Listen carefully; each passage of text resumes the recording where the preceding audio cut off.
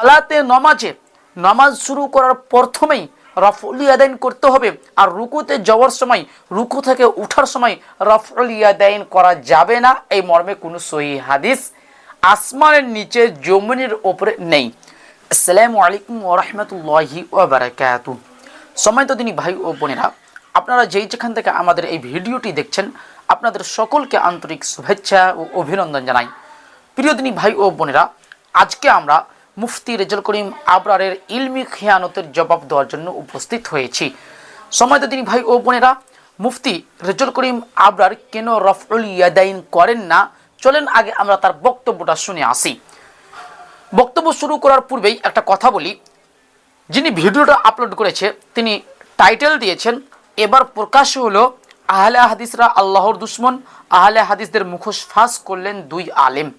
প্রিয় দর্শক মণ্ডলী, মানে যিনি ভিডিওটা আপলোড করেছেন উনি বুঝাতে চেয়েছেন যে আহলে হাদিসরা আল্লাহর দুশ্মন এবং আল্লাহর রসুলের দুশ্মন। কেন? আহলে হাদিসরা সালাতে নামাজে রাফউল ইয়াদাইন করেন, এই জন্য আল্লাহর দুশ্মন। আস্তাগফিরুল্লাহ মাআযাল্লাহ। প্রিয় দর্শক মণ্ডলী, সালাতে নামাজে রাফউল ইয়াদাইন করা এটা সুন্নাহ। স্বয়ং নাসিরউদ্দিন চাঁদপুরি সাহেব স্বীকার করেছে, নাসিরউদ্দিন চাঁদপুরি হানাফি দেওবন্দি, তিনিও স্বীকার করেছেন। এ সম্পর্কে আমার একাধিক ভিডিও আছে, আপনারা দেখতে পারেন যে সালাতে নামাজে রাফউল ইয়াদাইন করা সুন্নাত, এটা হাদিস দ্বারা প্রমাণিত।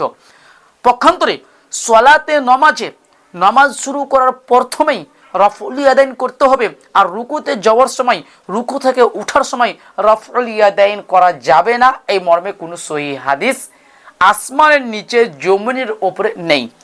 প্রিয় দর্শক মণ্ডলী, যাই হোক, এবার আমরা মূল পয়েন্টে আসি। মুফতি রেজাউল করিম আবরার সাহেব কেন রাফউল ইয়াদাইন করেন না, চলেন আগে আমরা তার বক্তব্যটা শুনে আসি। আমি বলি, আমরা যে রাকাত শেষ করে সিজদা থেকে দাঁড়িয়ে দ্বিতীয় সিজদা শেষ করে যখন দাঁড়িয়ে যাই, আল্লাহু আকবার বলে আমরা দাঁড়িয়ে যাই না? প্রথম রাকাত শেষ করে দাঁড়াই, দ্বিতীয় রাকাত শেষ করে সিজদা থেকে দাঁড়াই, দ্বিতীয় রাকাত করে তো বৈঠক করি। প্রথম রাকাত করে বৈঠক করি না, তৃতীয় রাকাত করে বৈঠক করি না, সোজা দাঁড়িয়ে যাই। হাদিসে আসছে আল্লাহ নবী যেমন সিজদা থেকে মাথা তুলে সোজা দাঁড়িয়ে দ্বিতীয় রাকাত শুরু করতেন, চতুর্থ রাকাত শুরু করতেন, আল্লাহ নবী তখন একবার কি করতেন? হাত তুলতেন। আল্লাহ নবী তখন একবার কি করতেন? হাত তুলতেন। আমি আপনাদেরকে হাদিস পড়ে শোনাই। আবু দাউদ শরীফের হাদিস নাম্বার 723। আমাদের আহলে হাদিস ভাইদের বরেণ্য ইমাম নাসিরউদ্দিন আলবানী রাহমাতুল্লাহ আলাইহি, উনি আবু দাউদকে দুই ভাগ করেছেন, সহিহ সুনানি আবি দাউদ, যঈফ সুনানি আবি দাউদ। সেই সহিহ সুনানি আবি দাউদের 664 নম্বর হাদিসে এই হাদিসকে নাসিরউদ্দিন আলবানী রাহিমাহুল্লাহ সহিহ বলেছেন। হাদিস কি?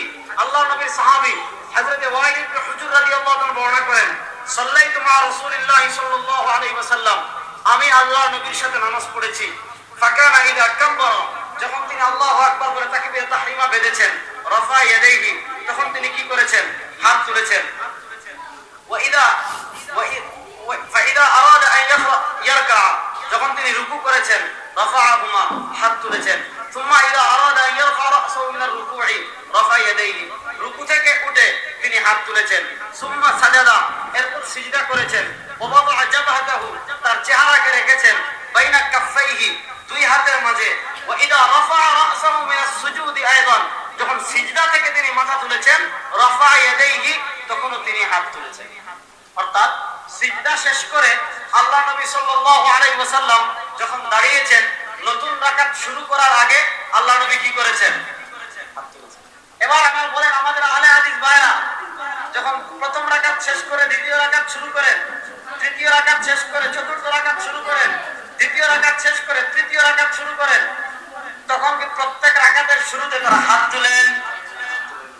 অথচ আমরা এই সহিহ হাদিসে পেলাম আল্লাহ নবী সিজদা থেকে মাথা তুলে কি করতেন? কথা বলেন না যে আপনারা, আল্লাহ নবী সিজদা থেকে মাথা তুলে কি করতেন? অথচ এই জায়গায় আমাদের এসকল ভাইয়েরা হাত তুলেন। আপনি তাদেরকে বলেন যে আমাদেরকে আপনারা প্রশ্ন করেন, রুকু থেকে উঠে আপনি কেন করেন না? হাদিসে আছে।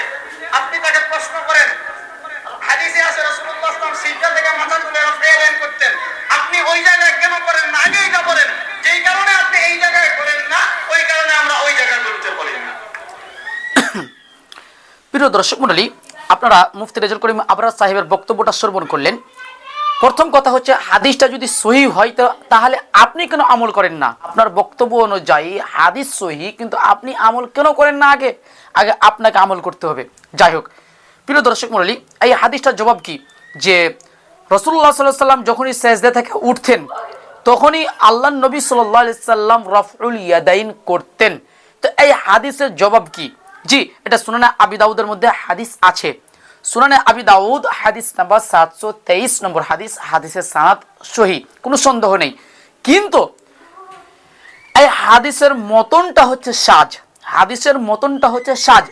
দর্শক মণ্ডলী, এখন আপনারা বলবেন যে জাহাঙ্গীর বিন বাকর সাহেব, আপনি হাদিসের মতনটাকে সাজ বলে দিলে তো হাদিসের মতন সাজ হয়ে যাবে না, এর দলিল কি আছে? জি, দলিল হানাফিদের একজন বিখ্যাত মুহাদ্দিস শেখ শোয়েব আল আরনাউত রাহমাহুল্লাহ, শেখ শোয়েব আরনাউত রাহমাহুল্লাহ, তিনি সুনানে আবি দাউদের তাখরিজ করেছেন। সুনানে আবি দাউদের হাদিস নাম্বার 723 নম্বর হাদিসের দ্বিতীয় খণ্ড 46 নম্বর পৃষ্ঠায় বলেছেন সাহিহুন, হাদিসটা সহি, দুনা কাউলিহি, এই অংশটা বাদ দিয়ে। অংশটা কি? ওয়া ইযা রাফা রাসাহু মিনাস সুজুদি আইজান রাফা ইয়াদাইহি, অর্থাৎ যখন আল্লাহর নবী সাল্লাল্লাহু আলাইহি ওয়াসাল্লাম সাজদা থেকে উঠতেন তখন আল্লাহর নবী সাল্লাল্লাহু আলাইহি ওয়াসাল্লাম রাফউল ইয়াদাইন করতেন। এই অংশটা বাদে হাদিসটা সহি। তারপরে বলছেন ফাসাজুন, হাদিসটা হচ্ছে সাজ, মানে এই হাদিসটা সাজ। সাজ বলতে সহি হাদিসের বিপরীত। সহি হাদিসের বিপরীত হাদিসকে বলা হয় সাজ। সহি হাদিসের বিপরীত কি? সহি মুসলিমের 401 নম্বর হাদিসের বিপরীত। অতএব এই হাদিসটা গ্রহণযোগ্য নয়। স্বয়ং শেখ শোয়েব আল আরনাউত হানাফি রাহমাহুল্লাহ স্পষ্টভাবে স্বীকার করেছেন। এখন মুফতি রেজাউল করিম আবরার সাহেবকে বলবো যে যদি কোনো কিছু বলতে হয় তাহলে শেখ শোয়েব আল আরনাউত হানাফি রাহমাহুল্লাহকে বলে আসেন। এই হাদিসটা সহি নয়, হাদিসটা সাজ, আর সাজ হাদিস আমলযোগ্য নয়। প্রিয় দর্শক মণ্ডলী, এই কারণে আমরা সাজদা থেকে উঠে রাফউল ইয়াদাইন করি না। হ্যাঁ, দ্বিতীয় রাকাত শেষ করে তৃতীয় রাকাতের জন্য যখন আমরা দাঁড়াবো তখন রাফউল ইয়াদাইন করব। কেন? এ মর্মে সহি হাদিস আছে অবশ্যই, আলহামদুলিল্লাহ, তখন আমরা রাফউল ইয়াদাইন করি। প্রিয় দর্শক মণ্ডলী, মুফতি রেজাউল করিম আবরারের ধোঁকাবাজি ফাঁস হয়ে গেল, আলহামদুলিল্লাহ। আসসালামু আলাইকুম ওয়া রাহমাতুল্লাহি ওয়া বারাকাতুহু।